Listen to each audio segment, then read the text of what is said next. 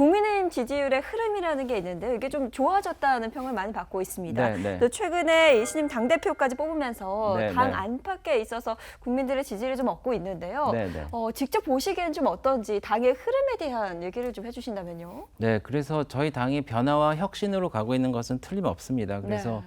그게 유권자들이 원하는, 국민이 원하는 방향이고요. 그래서 그 방향에서 흐트러지지 않을 겁니다. 저희가 지난 4.7 보궐선거서부터 말하자면은 계속 선순환을 하고 있습니다. 근데 정치에서 가장 하기 쉬운 실수 중에 하나가 이제 자만하는 거거든요. 그래서 제가 4월 7일 날 저희가 선거를 마치고 저희가 논평을 냈는데 이렇게 했습니다. 국민의힘이 이긴 것이 아니라 민주당이 졌다. 저희가 더욱 겸허한 자세로 국민만 바라보고 가겠다. 저희가 이 스탠스는 바뀌지 않았고요. 이제 새로운 지도부가 이제 런칭됐는데 똑같은 마음가짐으로 이제 3월 9일 대통령 선거죠. 네. 대통령 선거를 무사히 치르고 정권도 창출하고 이제 국민들을 위한 정치를 펼칠 수 있도록 저희가 최선을 다할 계획입니다. 예. 사실 그 이준석 당 대표가 됐습니다. 이제는 사실 그 초반에 당 대표 후보에 나선다고 할 때만 해도 뭐 다양한 방송에서 많은 활동도 하고 청년 정치인으로서 또 뭐 최고위원 뭐 경력도 있고 그렇기 때문에 네.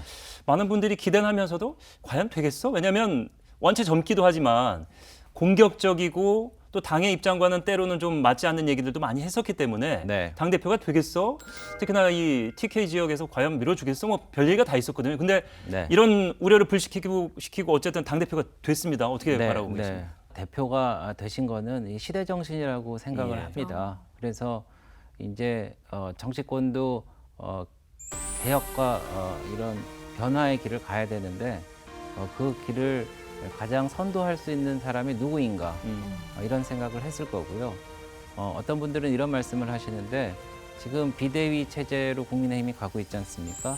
그래서 처음에 김종인 그리고 주호영 그리고 김기현 그리고 이준석이 맡게 됐는데 그분들이 나름대로 다 역량도 뛰어나시고 매력도 있으시고 잘 뛰시는 분들이에요. 예. 그래서 이제 대통령 후보한테 이어달리기를 하면서 바톤을 넘겨주면 되는데 그 역할을 이준석 지금 대표가 그런 이 청년의 혈기와 그리고 단연간 정치권에 있었던 그런 지혜와 그리고 국민적인 그런 여망을 담아서 아마 훌륭하게 그 주자 역할을 하실 걸로 그렇게 생각을 하고 있습니다. 예. 대선 얘기를 뭐 자연스럽게 옮아가야 되는데 이 당대표 후보들 간의 각축전 TV 토론에서도 자주 등장했었던 윤석열 전 총장 이게 뭐 이제 뭐 버스 얘기까지 인용되면서 언제까지 버스 출발하지 않고 기다릴 수는 없다라고 이제 이준석 후보가 얘기를 당시에는 했었고 네. 여기에 맞받아쳐서 이제 나경원, 조영 당시 후보들은 이것은 이제 야권 분열로 갈 수 있는 발언이기 때문에 좀 조심할 필요가 있다라는 얘기를 했는데 네. 당의 입장도 이 두 가지 얘기와 크게 다르지 않을 것 같아요. 당의 입장은 이렇다고 말씀드릴 수 있습니다. 버스 얘기하셨죠. 예. 저도 네. 버스 얘기로 바뀌었는데요. 예.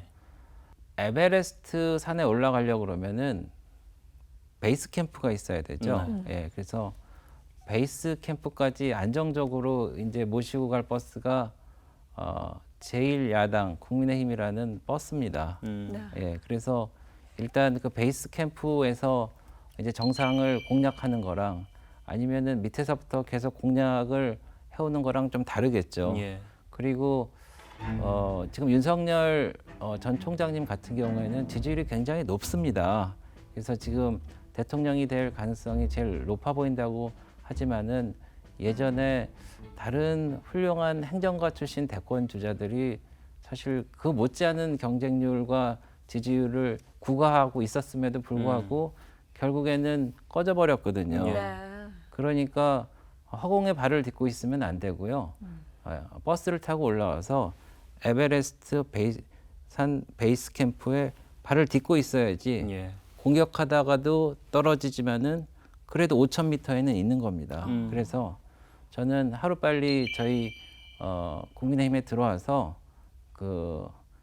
다른 후보들과 이제 대통령 선거를 준비하는 여러 가지 공약이랄지 미래 비전을 경쟁도 하고 검증도 받고 해서 당에도 도움이 되고 안정적인 정권 창출을 위해서라도 하루빨리 좀 입당을 하셨으면 하는 바람입니다. 예. 대선 후보군과 당의 입장을 엮어서 하나 더 질문을 좀 드리도록 할 텐데 일단 베이스 캠프에 발을 디디신다는 가정하에 윤석열 네. 총장이 네, 지금 이제 당 대표 치르면서 컨벤션 효과를 국민의힘이 많이 받았습니다. 실제로 네. 받았고. 네, 그렇습니다. 네. 민주당이 이제 대선 경선을 한 9월쯤으로 지금 보고 있는 것 같은데. 네. 근데 여기서 이제 좀 문제가 있는 것이 민주당은 그 대선 후보군들이 굉장히 쟁쟁하고 네. 지금 벌써 이제 경쟁 구도가 형성되지 않았습니까? 근데 야권에서는 윤석열 총장 외에 특히나 이제 국민의힘 내부의 기존의 잠룡들의 움직임이 좀 미비하다. 네. 이런 외부 지적이 있어서 가을 겨울 가면서 좀 이 컨벤션 효과 놓치는 거 아니냐 이런 우려도 있는데. 네. 글쎄 뭐 쟁쟁한지는 이제 의견이 좀 갈릴 수 있고요. 뭐 그분들을 제가 다 존경합니다만. 예. 네. 그리고 이제 정치권에서 품어야 할 두 가지 격언 정도가 있습니다. 네. 첫 번째는 꺼진 불도 다시 보자. 뭐냐면은 기억을 더듬어 보시면은 김대중 대통령도 완전히 은퇴하셔서 영국 갔다 오셨는데 다시 대통령 되셨고요. 예. 네. MB 같은 경우에도 국회의원에서 이렇게 그렇게 되셨다가 이제 미국 갔다 오신 대통령이 되셨고 예. 노무현 대통령은 어땠습니까? 부산에서 실패해서 오셔서 대통령 됐기 때문에 거의 뭐 3%대 예, 지지율로 예, 시작했죠. 예. 예. 그래서 꺼진 불도 다시 보자. 동의하십니까? 꺼진 불을 그러면 꺼진 불 시간대 한두 개가 아니라서 지금. 네. 예. 그리고 또 하나는 그럼 다시 좀 더 설득해 드릴까요? 예. 끝날 때까지 끝난 게 아니다. 네. 그래서 이번에 오세훈 후보가 서울시장 되실지 아셨어요? 사실 저는 그 알고 무렵에 안 되실 거라고 예측했던 사람 중에 하나였어요. 솔직히 예. 말씀드리면. 네. 예. 그래서 그런 것만 봐도 네. 이 끝날 때까지 끝난 게 아닙니다. 네. 그래서 그거는 그런 학습 효과가 있기 때문에 저희 당에 정말 그 다선 의원님서부터 초선 의원님들까지 무한한 매력과 네. 그리고 능력을 가지신 분들이 정말 너무 많으세요. 네. 근데 그런 분들이 이제 적절한 플랫폼과 어떤 그런 컨벤션 효과를 누리게 되면은 예. 쭉쭉 올라올 겁니다. 네, 그거는 저를 믿어보세요. 저는 그렇다면 딱 꺼져가는 불씨 중에 하나를 꼭 집어서 좀 여쭤보고 싶은 게 네. 제가 좀 관심 있는 정치인이기도 하고 네, 홍준표 의원 같은 경우에 네. 지금 입당이 지금 불투명한 상황이고 네, 본인은 원하는 것 같고 네. 어떻게든 이제 대선을 가실 분이지 않습니까? 네. 좀 껄끄러운 부분이 있습니까? 어떻습니까? 당의 입장. 홍준표 의원님은 정말 존경받는 정치인이시고요. 예. 저희 당에 꼭 들어오셔야 됩니다. 네. 근데 이제 들어오시는 시점을 저희가 좀 늦춘 거는요. 이제 당 대표가 그것을 결정을 해서 예. 가장 극적인 효과가 있을 때 들어오게 하자는 그런 의도였던 것 같습니다. 그리고 홍 대표님이 여러 가지 좋은 말씀도 하시지만은 저희 당에 앞으로 이제 플러스가 될 말씀을 많이 해주셔야 되거든요. 네. 그래서 그거에 대한 저희가 약간의 우려와 궁금증도 있었는데 이제 새 대표가 오시면은 이제 좀 깔끔하게 서로 정리가 되지 않을까 그렇게 생각해 봅니다. 네. 근데 배준영 의원이 정말 말씀을 잘하시는 게요. 제가 설득해 볼게요. 다시 한번 설득해 볼게 하니까 정말 귀를 기울이게 되네요. 자꾸 그렇죠? 질문하게 되는데 네. 수긍이 네. 되네요. 그러니까요. 아이, 감사합니다. 자, 그럼 이번에는 네. 당 차원의 계획에 있어서 좀 질문을 드리도록 하겠습니다. 네. 재보궐선거 전후로 중도층 민심 공약에 대해서 강조를 많이 하셨거든요. 네. 이 부분에 대해서 계획은 어떤지. 네. 그래서 저희가 황골탈퇴를 했습니다. 지난 김종인 비대위 때. 그래서 저희가 당 이름도 바꾸고 예. 네. 당 색깔 로고 정강 정책 다 바꾸고 그리고 광주에 가서 무릎을 꿇었습니다. 네. 그리고 국민 통합을 위해서 애쓴다고 그러고 또 전직 대통령에 대한 사과도 했고요.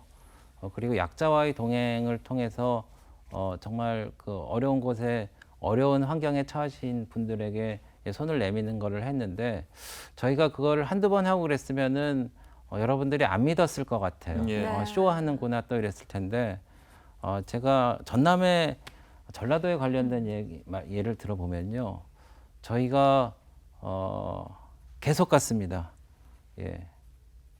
굉장히 여러 차례 당대표가 갔고 저희 의원님들이 갔고 저는 예결위 위원으로서 그때 남원이나 구례 같은데 그 수해났을 때 예산 지원하러. 근데 굉장히 자주 갔어요. 네. 5.18 때도 가고, 그리고 5.18 관련된 이 단체 법인격을 높여주는 이런 거에 저희가 법안 발의를 해서 통과시켰습니다.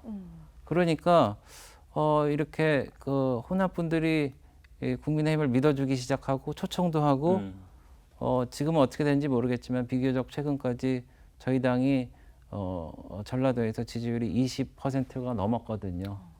이거는 정말 경이적인 일이고 정말 감사한 일입니다. 근데 저희가 여러 차례 그런 진정성을 보여줬기 때문에 그에 대해서 평가해 주시는 거나 해서 저희가 더욱 열심히 해야 되겠다 그런 생각을 갖고 있습니다. 네.